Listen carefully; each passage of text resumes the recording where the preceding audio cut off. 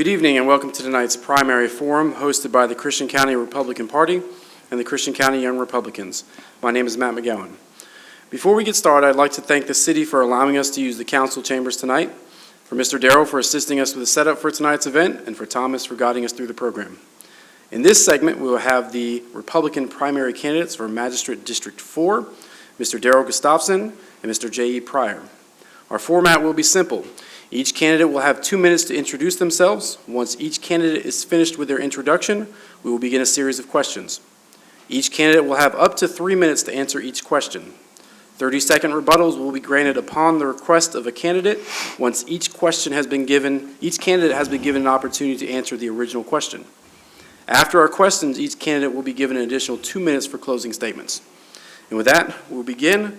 Mr. Gustafson, your opening statement, please. Well, first of all, thanks to the Executive Committee of the Republican Party for putting this together, and also to the City of Hopkinsville for the venue. I've lived and worked in Christian County for 32 years.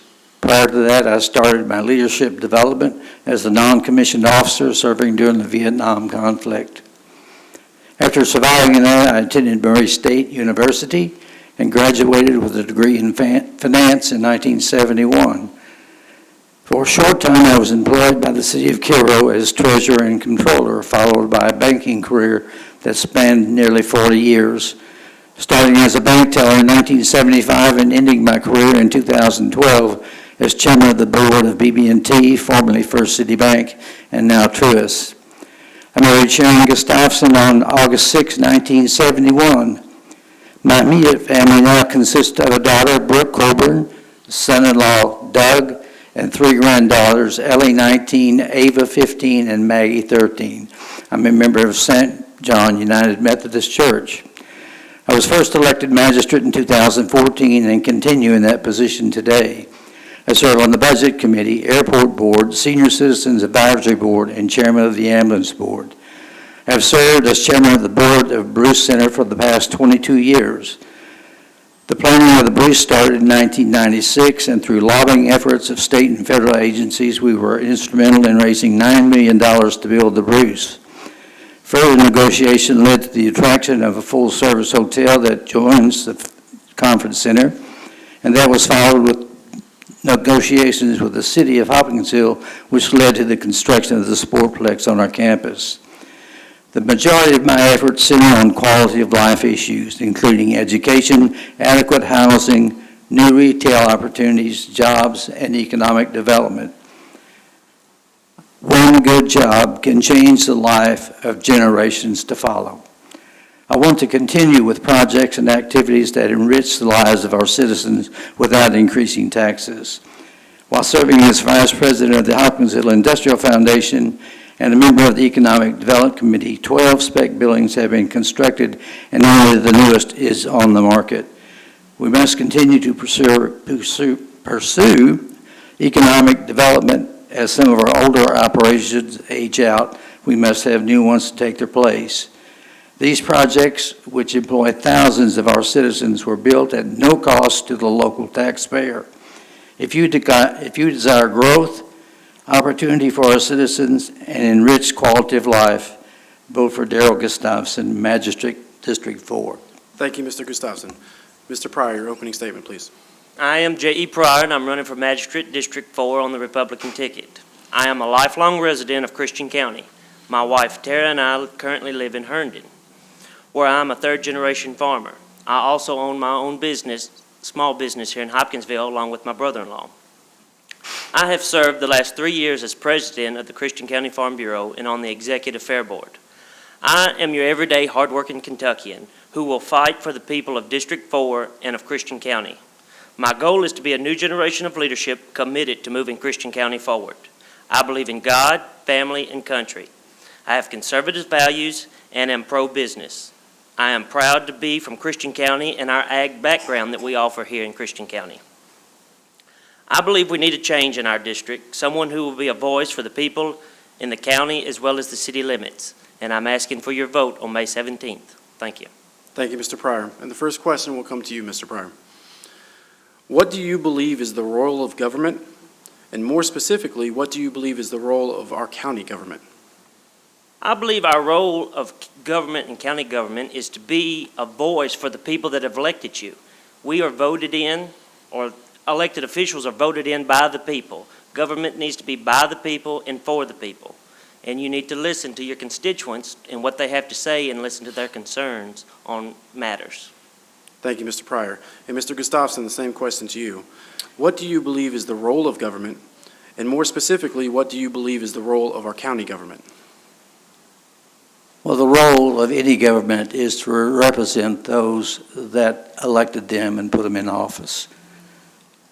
Whether that be directions of the budget to the various projects that are in the county. Our main role is to be responsive to our citizens, take care of our citizens, provide for their safety and well-being. Thank you, Mr. Gustafson. And we'll move on to our second question. Mr. Gustafson, this will come to you first. In January of 2020, the fiscal court was asked by the Kentucky United Christian County to pass a resolution declaring Christian County a Second Amendment sanctuary city. House Bill 29 recently passed the Kentucky State House of Representatives, which prohibited the enforcement of a federal ban or regulation of firearms. Our state representatives clearly heard the message sent by the multitude of counties that passed Second Amendment sanctuary city resolutions. Their willingness to pass resolutions undoubtedly bolstered the confidence of our state representatives to pass legislation like House Bill 29. Would you, if elected, support a resolution declaring Christian County a Second Amendment sanctuary city? When we took office, we swore to uphold the Constitution of the United States of America, which includes all the amendments to the Constitution. We reinstituted that in a separate resolution, again stating that we support all of the amendments to the Constitution. When you single out one entity and make that a sanctuary, you open up yourself for anyone else that wants to be a sanctuary for whatever purpose. I believe that we did the right thing. No one's coming to take our guns away. That is a federal issue. It's not a county issue. They got the message strong. And, you know, if it would be the will of the court, I would support it. But there were not the votes to pass the resolution at the time it was presented. Thank you, Mr. Gustafson. And Mr. Pryor, the same question to you. In January of 2020, the fiscal court was asked by Kentucky United Christian County to pass a resolution declaring Christian County a Second Amendment sanctuary city. House Bill 29 recently passed the Kentucky State House of Representatives, which prohibits the enforcement of a federal ban or regulation of firearms. Our state representatives clearly heard the message sent by a multitude of counties that passed Second Amendment sanctuary city resolutions. Their willingness to pass resolutions undoubtedly bolstered the confidence of our state representatives to pass legislation like House Bill 29. Would you, if elected, support a resolution declaring Christian County a Second Amendment sanctuary city? If we had a judge executive in office that would bring it up for a vote, I would be glad to support it 100%. This is just another insurance policy to ensure the people of Christian County that their guns are safe. I know it doesn't amount to a whole lot, but if people feel safe, that's all that matters, and I would be supported 100%. Okay, thank you, Mr. In Pryor. any part of the Constitution, for that matter. Thank you, Mr. Pryor. And Mr. Pryor, the third question will come to you first. Rebut, just 1 minute. Yes, Mr. Again, we all support the Constitution of the United States of America. It is a federal issue. It is an amendment to the Constitution that provides that we can have our guns. I have guns in my home, and I would not allow, under any circumstances, anyone to come and take my gun. Thank you, Mr. Gustafson. Mr. Pryor. I believe on that physical court date, there was only 2 current magistrates that supported it in public. And I would be one to support it openly. Thank you, Mr. Pryor. And we'll move Rebuttal. Yes, Mr. Gustafson. Again, it makes no difference. It is a federal law, and county government has no standing in federal law. We can state that we support the Constitution of the United States, which has all amendments, and we support them all equally. Thank you, Mr. Gustafson. I believe out of Kentucky, there's 120 counties. I believe 100, roughly, my numbers might be off a little bit, but I believe 100 other counties adopted this in their counties. And I see no reason we shouldn't have done it here in Christian County to ensure the people that their guns are safe. Thank you, Mr. Pryor. Rebuttal. Yes, Mr. Gustafson. That information is not available. I tried to find out myself. There is no record anywhere in the Commonwealth of Kentucky as to how many counties adopted that resolution. Thank you, Mr. Gustafson. We'll move on to our third question. And this one comes to you first, Mr. Pryor. What distinguishes you from your candidate? I have worked my entire life on a farm. My father was a farmer, my grandfather was a farmer. I know what it is like to have to spend your own money.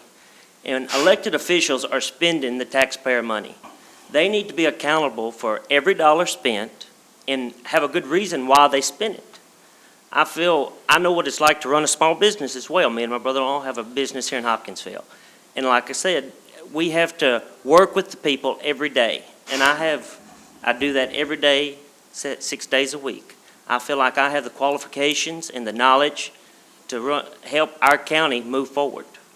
Thank you, Mr. Pryor. Mr. Gustafson, the same question to you. Well, in my way of thinking, the choice is clear. I have the experience, the education, the time, and a long-standing reputation of serving this community for 32 years. Thank you, Mr. Gustafson. The last question will come to you first, Mr. Gustafson. Many people view elected officials sitting on local boards as a conflict of interest. What is your opinion on this subject?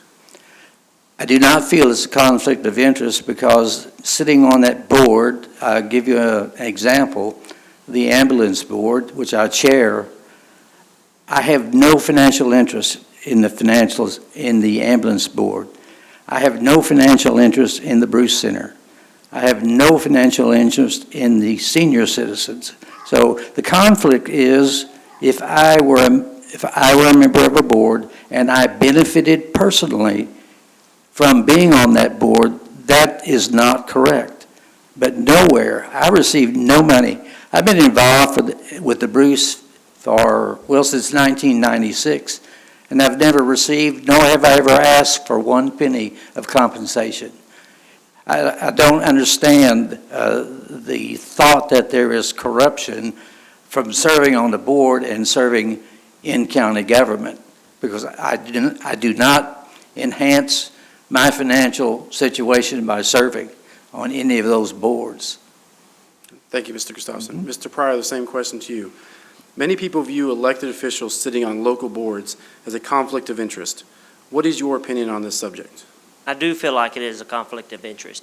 If you are a county magistrate and appropriating funds to these boards, and you sit on the boards, I feel like that sways your vote one way or the other, because obviously you want to benefit whatever it is you're supporting. So I do feel like it is a conflict of interest and would be against it. Thank you, Mr. Pryor. Rebuttal? Yes, Mr. Gustafson. I would ask J.E., who would you have serve on these boards?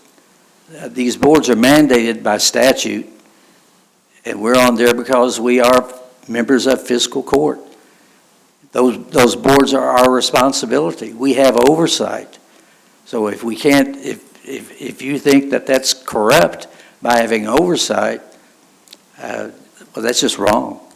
Thank you, Mr. Gustafson. I understand maybe having a seat on a board, but when it comes up in fiscal court, a vote to enhance one of these places, I feel like you should at least recuse yourself from the vote. Thank you, Mr. Pryor. With that, Again, I have no financial interest in any board that I sit on, nor am I compensated for sitting on the board. thank you. And we'll move on to our closing statements. Mr. Pryor, you'll be up first. I want to thank each and every one of y'all for being here tonight. I appreciate everybody watching at home, and I hope you have learned more about what I stand for. And with this office, I promise to serve and listen to the people of District 4 and of all of Christian County. I am a new generation of leadership committed to moving Christian County forward. Together, we can make a change. I am J.E. Pryor, and I'm asking for your vote on May 17th. Thank you. Thank you, Mr. Pryor. Mr. Gustafson, your closing statement, please. Well, I'll repeat what I said. In my way of thinking, I think the choice is pretty clear because I have the experience. I've been working for 56 years as a public servant in one way or the other. This is not a 2-meeting-a-month job. It requires meeting with constituents, committees, economic development inquiries, and a myriad of other meetings necessary to be an effective leader and magistrate. I have the time, energy, and passion to do this job, and hope that you feel the same. My opponent is a fine young man, and our campaign, Jay, has been cordial, but I will hope that you would consider my accomplishments and send me back to represent you for an additional term. Thank you. Thank you, Mr. Gustafson. And that concludes our forum for District 4. Please stay tuned for our forum for Magistrate District 6. And don't forget to exercise your constitutional right to vote on May 17th. Thank you.